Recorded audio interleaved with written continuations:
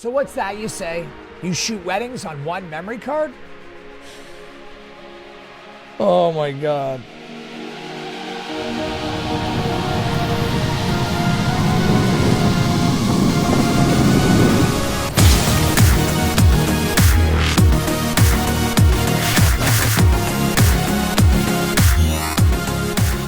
What's going on today, YouTube? Welcome back to the channel. I want to get right into it today, so if you're just stopping in for the first time, go ahead and subscribe, smash that like button, tap the bell notification, so I get a lot of emails and direct messages asking me, hey Corey, what do I do at a wedding? What are some pointers you can give me, or what shouldn't I do? I really want to help you guys. There is just some things you don't want to do at a wedding, so I'm going to go ahead and give you guys a couple extra bonuses here. We're going to go with 8.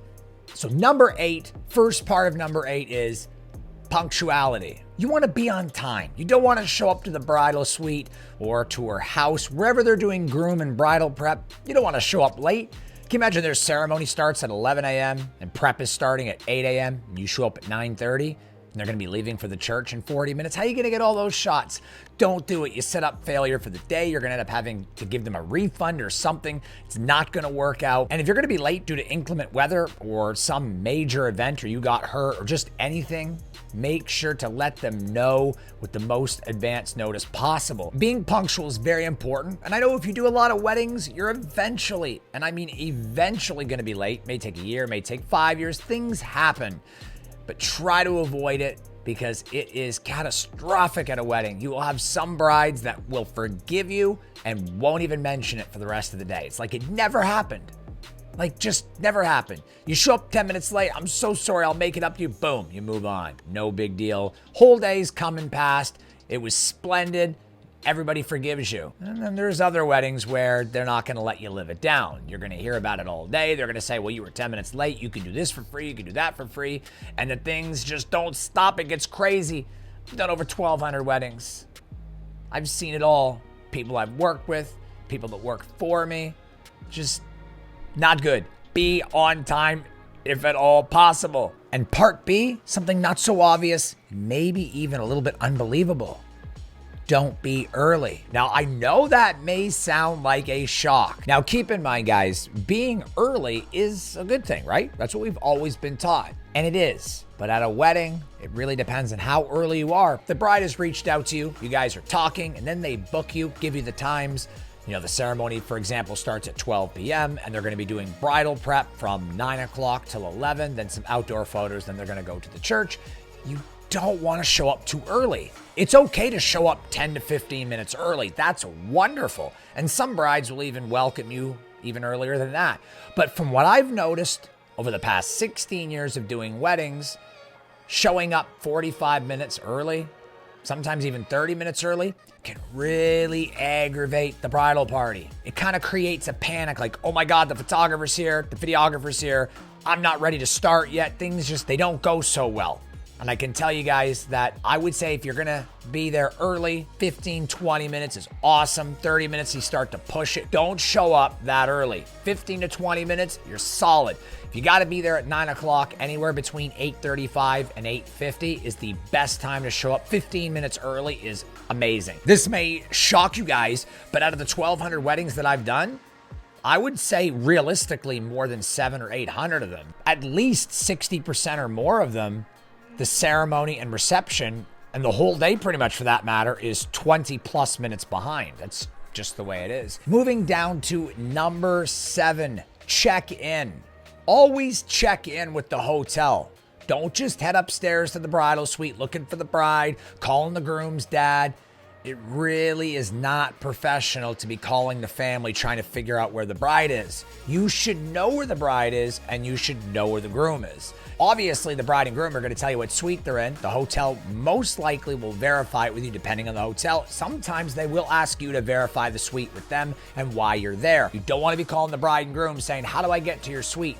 You want to ask them what suite they're in, check in with the hotels, they tell you how to get there, and then you get there swiftly. No phone calls, very professional. The next one's huge, guys. It really bothers me, and it's at the ceremony. This is the big, absolute no-no for any photographer or videographer. Doesn't matter. I don't care if you're an assistant, if you're like a super guest of the wedding, doesn't matter. Number 6 of don't do at a wedding, Do not walk in front of the altar. No excuses. I don't want to hear it. Do not walk in front of the altar. Ever. Never. Bad karma. When you are a photographer or a videographer, you're going to be sitting in the aisle. If you have an assistant, they're going to be on either the left or the right aisles on the side. If you don't, you're going to maneuver there. And if you do not have an assistant or your assistant likes to move, make it very crystal clear before the ceremony begins. There is no walking in front of the aisle. You don't want to walk where the groomsmen are or the bridesmaids at the very front of the altar where the wedding is. And I have seen photographers do this that have had 5, 6, 7 years experience, and I just don't get it. I'll be like, why did you walk in front of the altar? There's 200 people here. Go outside and sit down and take a break. You won't be working this wedding. You walk to the very last row. I always say 2 rows behind the last person. If they're sitting all the way to the back, you go all the way to the back and around.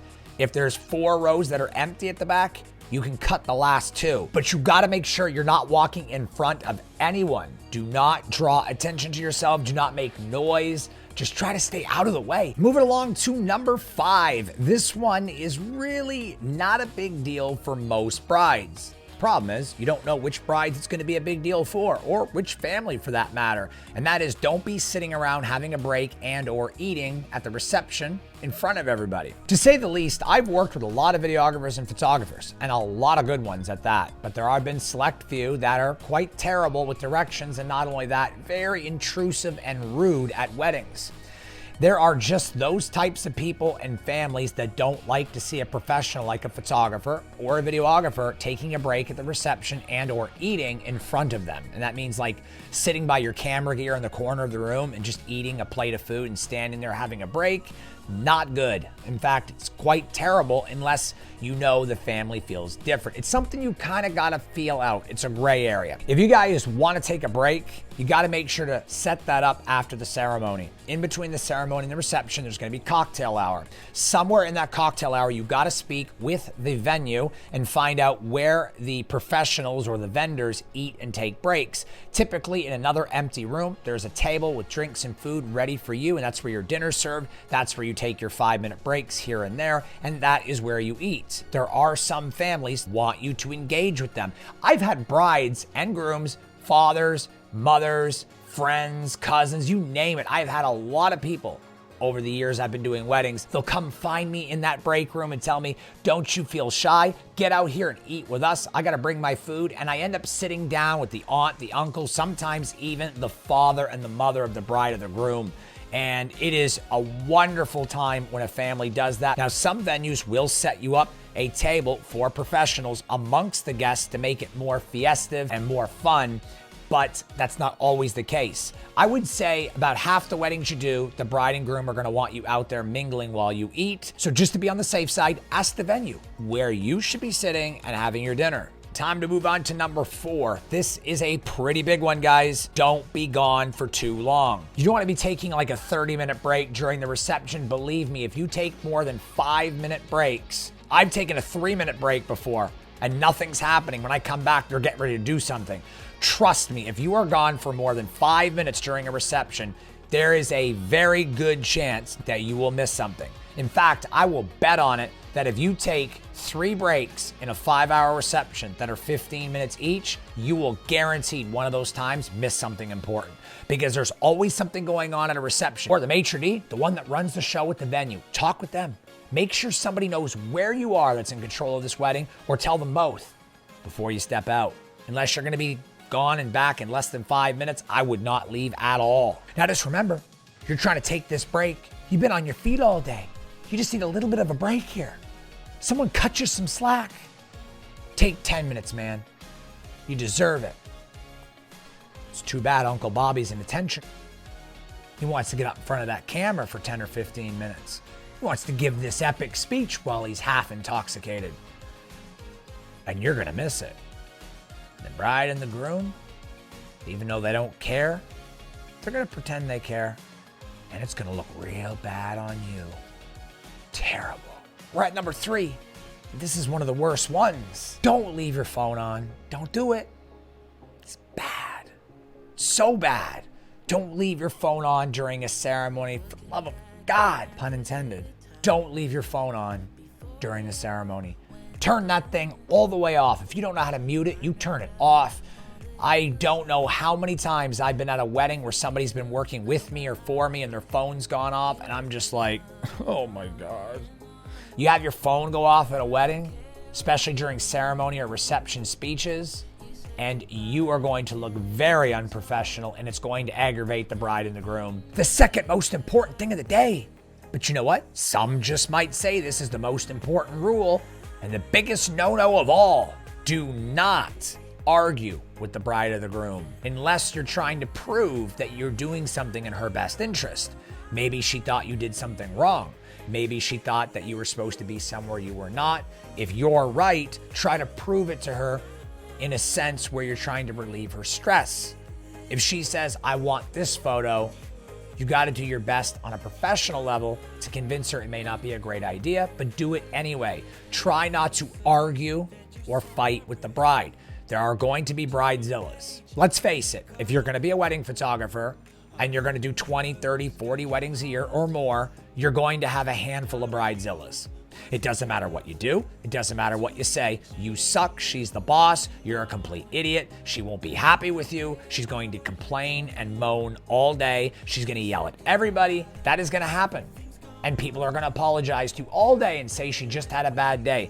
100%, you will never go an entire year without running into some form of a bridezilla. If the bride wants a photo, suggest that they do your photo as well. Do hers and do yours. You're pretty sure your photo is going to be better and most likely will. Do them both anyway. It makes her happy. Then when she's at home and she sees both photos, she realizes, oh wow, my photographer was right. And he didn't argue with me. Well, guys, that leaves us for the very last thing that you never want to do at a wedding. And if we just talked about arguing with the bride, how could that not be the most important thing to never do? Well, this is definitely the most important. So this is the big one. When I train photographers, I teach them never to do this, ever.